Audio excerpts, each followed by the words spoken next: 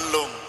இந்த ஸ்கூல் பசங்க எல்லாம் 10th 12th எக்ஸாம் எல்லாம் முடிச்சுட்டு வந்ததுக்கு அப்புறம் இன்னையோட ஸ்கூல் முடிய போகுதுன்னு புக்கு பேகு எல்லாம் தூக்கி வீசி இங்க் அடிச்சு விளையாடுறதெல்லாம் நம்ம பார்த்திருப்போம்ல.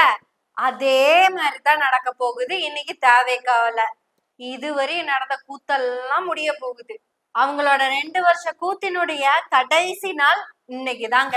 இன்னைக்கு விஜய் அநேகமா ஆதவன் சட்டையில இங்க் அடிப்பாருன்னு நினைக்கிறேன். என் மாப்பிள்ள இன்னையோட அத்தனை பிரச்சனையும் முடிஞ்சு போச்சுடா. இனிமேல் வெயில்ல காய வேண்டிய அவசியமே இல்ல. எவனாவது கூப்பிடுவானா, பனையூருக்குள்ளேயே இருக்காதீங்க, வெளியே வாங்க தலைவா தலைவா தலைவான்னு. நான் படத்துக்காக நடிக்கிறப்ப கூட என்னை இவ்வளவு கஷ்டப்படுத்தலடா யாரும். ஆனா இந்த எக்ஸாம்ல நான் ஒரு விஷயத்த நல்லா புரிஞ்சுக்கிட்டேன். அது எனக்கு ரொம்ப பிடிச்சிருக்கு. தமிழ்நாட்டுல இவ்வளவு தற்கொலை பசங்க இருக்காங்களா அப்படிங்கிறது இப்பதாண்டா நானே பாக்குறேன். அதுவும் நேத்து பார்த்ததெல்லாம் தற்கொலைத்தனத்தின் உச்சம். நானே முட்டியில ஸ்பாஞ்செல்லாம் கட்டிக்கிட்டு முட்டி போட்டு நடக்கிற மாதிரியே நடிச்சேன். ஆனா பின்னாடி இருந்து அண்ணா வேண்டாண்ணா வலிக்குண்ணா அப்படின்னு கத்துனதை கேட்டப்ப உண்மையாலுமே பின்னாடி தாண்டா சிரிச்சேன். ஆனா இந்த தற்கொலைகளுக்கெல்லாம் என்ன பார்க்க வர கூட்டத்துல நசுங்கி சாகர ஒரு தற்கொலைகளை பத்தி எந்த கவலையுமே இல்லையே. மூஞ்சி எல்லாம் உடைஞ்சு, கழுத்தெலும்பு ஒடிஞ்சு, இடுப்பெலும்பெல்லாம் ஒடிஞ்சு ஒரு குழந்தை இறந்துச்சுல்ல. அந்த குழந்தை அந்த நேரத்துல எவ்வளவு கத்தி இருக்கும், எவ்வளவு வலி தாங்கி இருக்கும். யாருமே இல்லாத இடத்துல ஸ்பாஞ்சு வச்சு சும்மா முட்டிங்கால் போட்டு நடந்ததுக்கே இந்த கத்து கத்துறீங்க, கதறீங்க. எனக்கு வலிக்குமாமா. இந்த தற்கொலைகளுக்கெல்லாம் எப்ப இதெல்லாம் புரிய போகுது? இதுல என்ன தெரியுமா எனக்கு ஆச்சரியம்? நான் ஒரு தடவை கூட இவங்களை கண்டிச்சதே கிடையாது. ஆனா திருப்பி கூடத்துக்குள்ளேயே வந்து நசுங்கி ஏன் சாகுறாங்கன்னு தெரியல. இதுலயும் கல்வியில் சிறந்த தமிழ்நாடாமா. எத்தனை தற்கொலைகள் இருக்காங்கன்னு எடுத்து காமிச்சேன்ல. எனக்கு இன்னைக்கு ஹால் டிக்கெட் கொடுத்தாங்கோ, இன்னைக்கு எனக்கு ப்ராக்டிகல்ஸ், அதெல்லாம் வேண்டான்னு தான் நான் அண்ணனை பார்க்க வந்தேன். எனக்கு எக்ஸாம் முக்கியமா அண்ணன் முக்கியமான்னு கேட்டா கூடத்துல அடிபட்டு சாகிறதா முக்கியம் தான் நான் இங்க வந்தேன் அப்படின்னு சொல்றதெல்லாம் பார்த்துட்டு வந்துட்டோம்ல தமிழ்நாடு. ஒரு இடத்துலயாச்சும் யோசிச்சு பாரு, ஒரே ஒரு இடத்துலயாவதும் தாவேகா கட்சியின் தலைவராகிய நான் உங்களோட கல்வி உரிமைக்காக பேசியிருப்பேனா? உங்களுக்கு கல்வி முக்கியம், உங்க கல்விதான் விடுதலைன்னு ஏதோ ஒரு இடத்துல நான் பேசியிருப்பேனா? எங்க போனாலும், எந்த பிரச்சார கூட்டத்துக்கு போனாலும் எல்லா வழியும் தாங்கிக்கிட்டேன் உச்சாத்துல இருந்து உச்சா போய்கிட்டு இருந்தேன் நானு. உங்களுக்காக தான் கஷ்டப்பட்டு எல்லா வழியும் தாங்கி ஏசி கார்ல உட்காந்துட்டு வர. என்னோட எல்லா சொகுசு வாழ்க்கையும் விட்டுட்டு தனி சார்ட்டர்ட் ஃபிளைட்ல தாங்க வந்துட்டு இருக்கேன். ஏன் எப்போ 10 நிமிஷத்துல முடிக்கிறீங்கன்னு கேட்டீங்க. 10 நிமிஷம் நின்னதுக்கே மூஞ்சில அடிச்ச பெயிண்ட் எல்லாம் போயிருச்சு. உங்களோட எந்தவித உரிமைக்காகவும் பேசாத எனக்காக கும்பலா வந்து நசுங்கி செத்து போனீங்கல்ல. ஒருத்தனுக்கு கூடவா அறிவில்ல? நானே 10 மணிக்குன்னு சொன்னா 12 மணிக்கு தான் வருவேன். நீங்க ஏன்டா மிட் நைட் 12 மணிக்கே வந்து உட்காடுறீங்க? அவ்வளவு நேரம் நிக்கிற உனக்கு தண்ணி கிடைச்சுதான்னு கேட்டதில்ல, சோறு கிடைச்சுதான்னு கேட்டதில்ல, ஏன் பாத்ரூம் போறதுக்கு கூட ஒரு வசதி இருக்கான்னு நான் பார்த்ததில்ல. நான் பாட்டுக்கு வருவேன், 5 மினிட்ஸ் என் மூஞ்ச காமிச்சு டாட்டா காமிச்சிட்டு 4 வார்த்தையை பேசிட்டு போய்கிட்டே இருப்பேன்.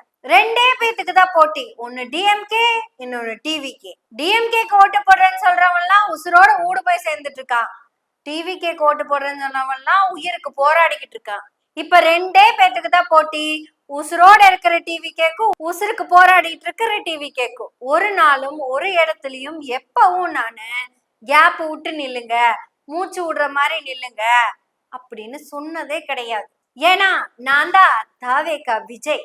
எதை கேட்டாலும் நம்பர் 1 தமிழ்நாடு தான், நம்பர் 1 தமிழ்நாடு பீத்திட்டு இருந்தீங்கல்ல.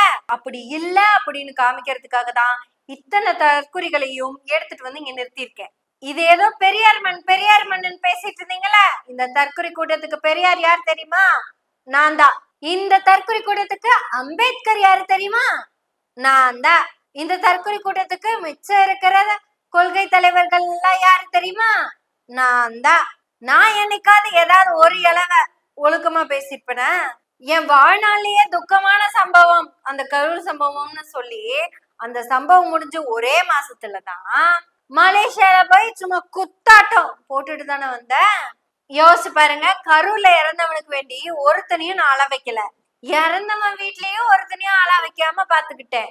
இளவ கூட அவன் வீட்டுல போய் விசாரிக்கல, எல்லாத்தையும் என் ஹோட்டலுக்கு தான் கிளம்பி வர சொன்னேன். அப்பேற்பட்ட நான் முட்டி போட்டு 3 நிமிஷம் நடந்ததுல அத்தனை பிள்ளைகளையும் அழுக வச்சுட்டேன். அண்ணா வேண்டாண்ணா, வலிக்குண்ணா, உங்களுக்கு அந்த சாமியே இல்லைண்ணா, சாமி இருந்தா உங்களை இப்படியா கஷ்டப்படுத்தும்? ஏ சாமி, நீ என்ன வெறும் கல்லா? எங்க அண்ணன் கஷ்டப்படுறானே, உன்னால பார்க்க முடியலையா? உனக்கு கண் இல்லையா?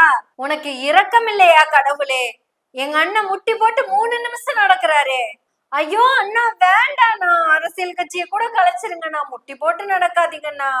அப்படியெல்லாம் பிள்ளைங்க பேசும்போது, அதாவது என்னோட கட்சியின் தற்குறிகள் பேசும்போது மனசுக்குள்ள நான் சிரிச்சுக்கிட்டு இருந்தேன். அவ்வளவு சந்தோஷமா இருந்தது. தீய சக்தி திமுகன்னு சொல்லுவேன்ல, இதுதான் தீய சக்தி திமுக.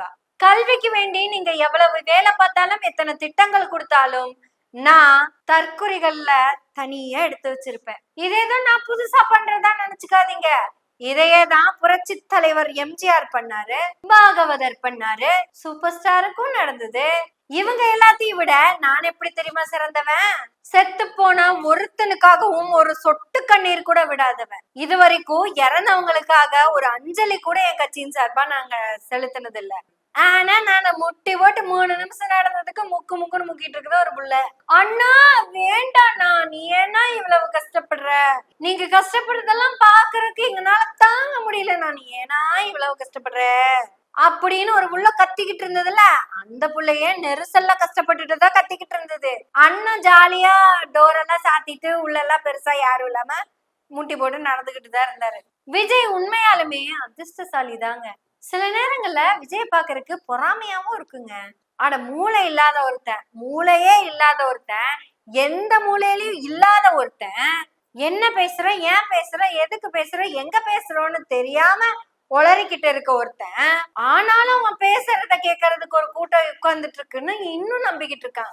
ஆடா அதெல்லாம் அவனை பார்க்க வந்த கூட்டம், இவன் பேசுறத கேட்க வந்த கூட்டம் இல்லைன்னு நல்லா தெரியும். ஆனாலும் பார்க்க வந்த கூட்டத்துக்கிட்ட கேட்க வந்த கூட்டம்னு மனசுக்குள்ள தனத்தானே நினைச்சுக்கிட்டு எதையோ பேசிக்கிட்டு இருப்பான். இத்தனை உளர்னாலும் இன்னும் இவன் மேல ஒரு கேஸ் கூட விழுகல. யோசிச்சு பாருங்க, ஒரு அரசியல் கட்சியின் தலைவரா இருந்தா மக்களை போய் எப்படி சந்திச்சிருப்பாங்க? நம்ம தமிழ்நாட்டின் சிஎம் பாத்திருக்கீங்கல்ல, டெபுட்டி சிஎம் பாத்திருக்கீங்கல்ல, தூத்துக்குடி பாராளுமன்ற உறுப்பினர் டாக்டர் கனிமொழி அவர்களை பாத்திருக்கீங்கல்ல, அவ்வளவு ஏங்க அட்லீஸ்ட் எடப்பாடி பழனிசாமியாவது பாத்திருக்கீங்களா? இவங்க எல்லாரும் மக்களாட்சி தத்துவத்தின் மேல் நம்பிக்கை இருக்கிறவங்க. உடனே சீமானா நீ பாத்தியான்னு கேட்கவே இல்ல அப்படின்னு சொல்லிடாதீங்க. சீமானுடைய தப்பா பேசுறேனோ? சித்திபுருஷ சீமான் தாத்தா என்கிற கோமான் தாத்தாவின் கேட்டகரியே வேறங்க. அந்த பிசினஸே வேறங்க. தட்ஸ் ஓன்லி ஃபார் தி மணி. போற பக்கமெல்லாம் பெக் பண்றதுதான் வேலை. காசு கொடு காசு கொடு காசு கொடு. ஆனா இந்த எலெக்ஷன் 2026 தேர்தல் சித்திபுருஷ சீமான் தாத்தா என்கிற கோமான் தாத்தாக்கு பெரிய படிப்பினையை கொடுத்துருக்குங்க. அதாவது மிஸ்டர் கோமான் ஒரு வார்த்தையை புடிச்சிட்டாருன்னு வைங்களேன், 10 வருஷத்துக்கு அதைத்தான் பேசிட்டே இருப்பாரு. ஆனா 2வது நாளுக்கு அப்புறம் இந்த எலெக்ஷன்ல அவரால் பேச முடியாம போயிருச்சு. அது என்ன வார்த்தை தெரியுமா?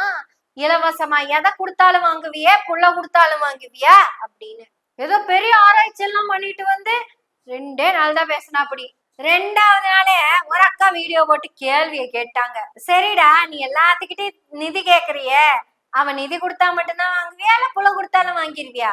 அதுக்கப்புறம் கம்முன்னு கிடந்தவர் தான் இப்ப வரையும் அதை பத்தி வாய் திறக்கல. சரி, நம்ம தற்குறிகள் டாபிக் தான் எடுத்தோம், அதை பத்தி பேசிடுவோம். எஸ், இந்த தற்குறிகளுக்கு இன்னையோட விடுதலை. இனி இந்த கரும்பு முடிச்சக்கூடிய எவனும் தூக்க மாட்டான்னு நம்பலாம். எவனும்னா விஜய் உட்பட எவனுமே தூக்க மாட்டான். ஏன்னா இனி அவங்க அடுத்த எலெக்ஷனுக்கு தான் வருவாங்க. அடுத்த மாசம் அவரு ஷூட்டிங்க்கு போயிருவாரு. சரி, இது வரைக்கும் எலெக்ஷனுங்கிற பேர்ல உங்க கோமாளி கூத்து பண்ணதெல்லாம் போதும். இனியாவதும் படிச்சு உருப்படுற வழிய பாருங்க. நீங்க படிச்சு உருப்படணும்னா 23ஆம் தேதி ஓட்டு போட போறப்ப உதயசூரியன் சின்னத்துக்கு அதோட கூட்டணி சின்னத்துக்கும் தான் ஓட்டு போடணும். நீ விசில் அடிச்சுட்டே இருந்தேன்னு வச்சுக்கவேன், விஜய் இன்னொரு படத்துல விசில் அடிக்க போயிருவாரு. நீ விசில் அடிச்ச எக்ஸ்பீரியன்ஸ்ல கண்டக்டரா கூட போக முடியாது. சீரியஸா சொல்றேன். இது வரைக்கும் விளையாண்டது கோமாளி குத்து பண்ணதெல்லாம் போதும். நம்ம படிக்கணும், முன்னேறணும்னா சீரியஸா இந்த எலெக்ஷனை எடுத்துக்கிட்டு உதயசூரியன் அதோட கூட்டணி சின்னத்துக்கு ஓட்டு போட்டு வந்திருக்கு. ஸ்டாலின் தொடரட்டும், தமிழ்நாடு வெல்லட்டும். பேசுவோம், பாடுவோம், ஸ்டாலின் தொடரட்டும், தமிழ்நாடு வெல்லட்டும்.